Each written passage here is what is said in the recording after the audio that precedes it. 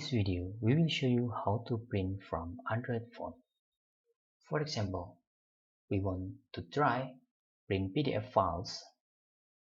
Download first the PDF files.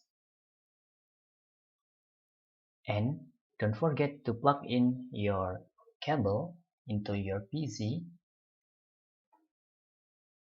USB cable, plug in, and select File Transfer.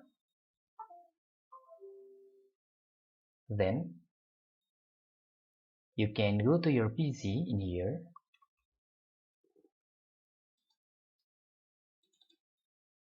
open download folder. This is the sample that PDF we download, and we can print this easily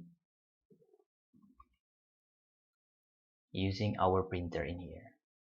You can also printing using Wi-Fi if your printer is support with Wi-Fi. You can just doing this. For example,